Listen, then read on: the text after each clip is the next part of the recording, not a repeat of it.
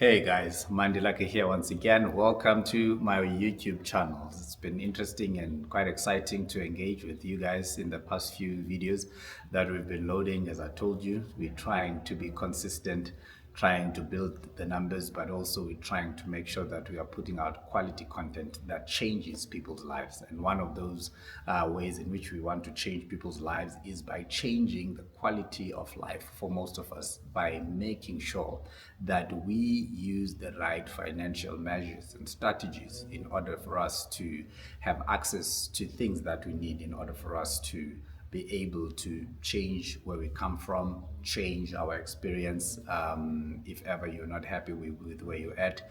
And we're trying to do this by ensuring that we give you the right, relevant, and most importantly, effective information. All right, so I've spoken about buying property, but I want to touch briefly on another measure or another way in which we can grow our wealth, which is a more liquid option rather than the illiquid option. I know the illiquid option is when you're buying a property because you have to hold on to that and it takes time for you to sell that. It's not easy to sell. It's a fixed property. Even in your balance sheet, it would sit on your non-current assets. But now we actually are looking at ways in which you can then still grow wealth. And I want to make this indication that in the West, by the way, it's popular that they invest more in the liquid stocks or in the liquid assets, more like stocks, than they are crazy about real estate investments, because we on the African side of things, we believe more on ensuring that we put our money towards things that are tangible, and for sure because of it's something we've inherited. Also, I think there's quite a number of factors that contribute to that. But in the Western side of things, people are not worried about renting whilst they actually have a high investment amounts in stocks. Then they live their lives to create memories. They travel a lot, and which, I mean, we can actually have pros and cons to look at that. So I want to then also speak to the fact that now in South Africa as well, the landscape has changed. We've got access now to platforms where we can start investing in things that appreciate in value, which are none other than which are outside of the real estate as well. Because of now we are exposed to platforms like your Easy Equities, your Satrix. We've got quite a number of investment platforms. We've got banks that have investment platforms where you can buy stocks, right, or shares locally, and you can buy internationally. Now, we want to take into account on this one, though the bank might not be willing to give you money as a head start, and so that you can go and buy shares, because of it's not something that they do, because of there's definitely lack of security in shares.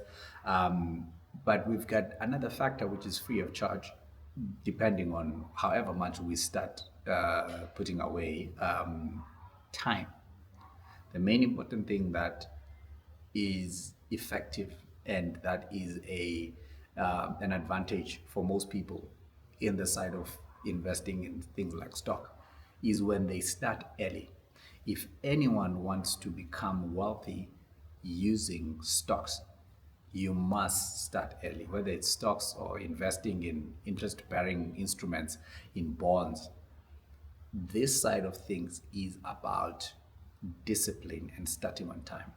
It reminds me of what Malcolm Gladwell wrote about in his book Outliers. He speaks there about how long it takes for someone to master a skill, which he talks about the 10,000 hours that makes you a master in a particular field. And this phenomenon is used also when it comes to universities. Most of us who have been to university would know that minimum of 3 years is normally applied in order for you to get a degree. Then you can actually get your postgraduate degrees after that.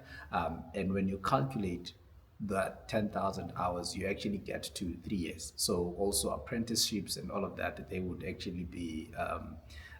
be limited, or they would actually be set at around the the number 3 years, because of that's the number of years that has been proven to to facilitate transfer of skill in a manner that makes one almost a master in a particular field. So I'm saying that to bring this point home, that when you invest in stocks or invest in instruments that are more liquid, you need the practice to be almost second nature in order for you to succeed in it. One of the main important things that are factors, contributing factors to the success in this space is your automation of the system of putting money away, right? So we don't just focus on how much money we can make, but we focus on the fact that what are the measures we need to put in place for us to be able to expect the outcome.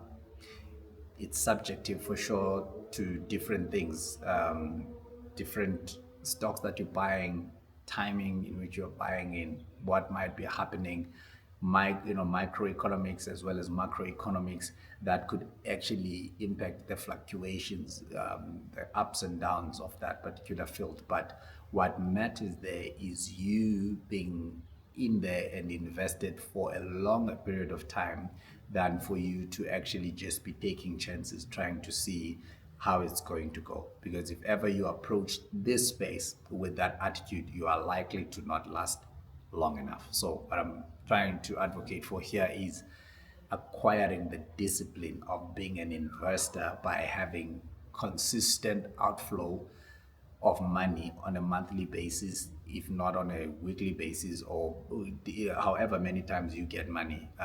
You can actually just set a system where you know that a certain amount, when you get paid, if you get a salary, goes into this particular stock, and it actually just keeps on buying over a period of time. Someone who started putting away $500 at the start of their career, and they would probably put it in for like 40 years, because we normally work around about plus minus 40 years, into towards anything that grows at probably at about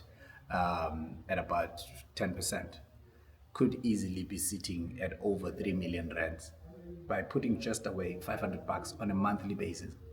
Can you imagine that if you did not do that starting at that point in time, you might not even get close there? This is actually an assumption. I might actually, it might be even more. I'm just trying to think of the numbers from the top of my head. But what I'm trying to say is the fact that 3 million rands for somebody else is a lot of money. Some people don't even know where to start in order for them to make an amount of 3 million rands. But you can make this easy by spreading it out and making it as simple as putting away a small amount of money as $500. You can buy, by the way, this is not financial advice. I'm not a financial advisor, but this is financial literacy. You can put money towards such things as your S&P 500, your Nasdaq 100, you can buy your Satrix 40. All of those, they have proven records. You must actually do your own study as well. They have proven record of consistent average increases or average returns over periods of time, where you are able to measure and almost put an expectation of how they might perform in the upcoming years, which will help you then to be able to calculate the potential that you could make if you put a certain amount from as little as $100. Don't underestimate the amount.